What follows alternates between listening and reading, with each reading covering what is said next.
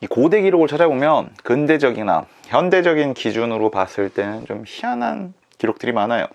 같은 사람이고 같은 인간인데, 그리고 같은 인간이 만든 문명인데도 이 시간의 격차에 따라서 아니면 지역의 격차에 따라서 굉장히 다른 문화들이 많이 나오는구나 라는 걸 알 수 있습니다.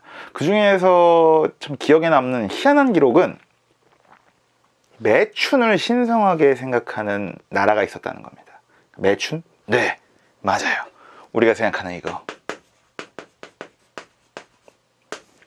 몸 파는 거, 이걸 신성하게 생각하는 나라가 있습니다. 그냥 단순히 그냥 누구나 자유롭게 할 수 있다 라는 의미가 아니라 반드시 모든 여자는 태어나서 한 번은 이해를 해야 되는 나라가 있었습니다.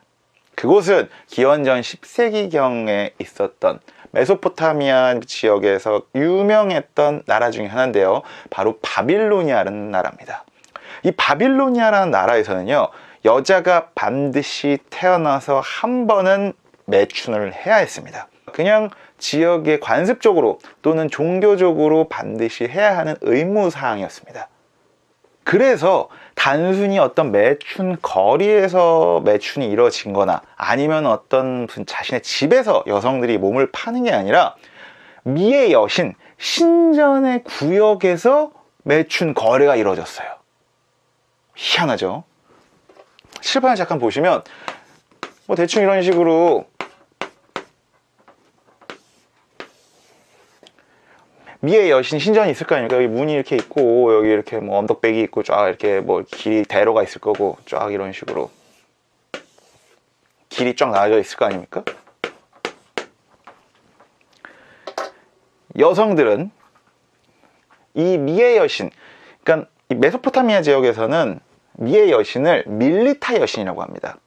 그러니까는 에게해, 그리스 쪽에서 우리가 흔히 아프로디테 또는 뭐 이탈리아에서는 뭐 비너스라고 불리는 그 미의 여신을 바빌로니아, 메소포타미아 지역에서는 밀리타 여신이라고 불렀는데, 이 밀리타 여신의 신전, 이 신전의 성스러운 기운이 감도는 이 신전 구역의 어딘가에 여성은 노끈으로 된 머리띠를 메고 어딘가에 앉아 있습니다.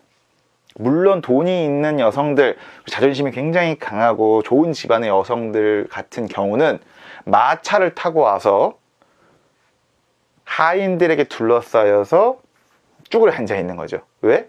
아니, 당연히 성스럽다고 아무리 해도 솔직히 몸 파는 건 쪽팔린 거잖아요. 그런 식으로 신분 고하에 막론하고 여성들은 반드시 하나의 성인식이나 통가을회처럼 여기에 쭉 이렇게 서 있었습니다.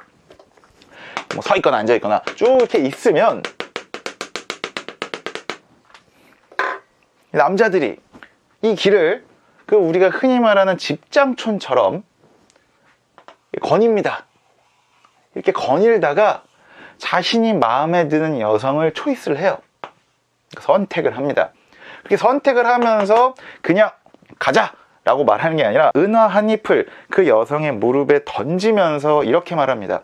밀리타 여신이 당신을 축복하기를, 또는 밀리타 여신의 축복이 당신과 함께 하기를, 이러면서 은화 한 잎을 여성의 무릎에 딱 놓습니다. 뭐 던지기도 하고요. 이럴 때 재밌는 건 이 여성은 자신을 처음 초이스한 남성을 거절하지도 못하고요, 이 돈을 거절하지도 못해요. 자신이 아무리 돈이 많이 있어도. 왜냐? 이 행위 자체가 굉장히 신성하고 성스러운 것이기 때문이죠. 그런 식으로 남성과 그 남성이 선택한 여성이 교합이라고 하죠. 교합을 이룬 후에는 여성은 자신의 의무를 다했기 때문에 집으로 돌아갈 수 있었습니다. 물론 여기서 선택받지 못하면 의무를 다하지 못한 것이기 때문에 집으로 돌아갈 수 없게 되는 것이죠. 여기서 한 가지 흥미로운 점은 이 당시 기록에서도 외모지상주의가 있었다는 겁니다.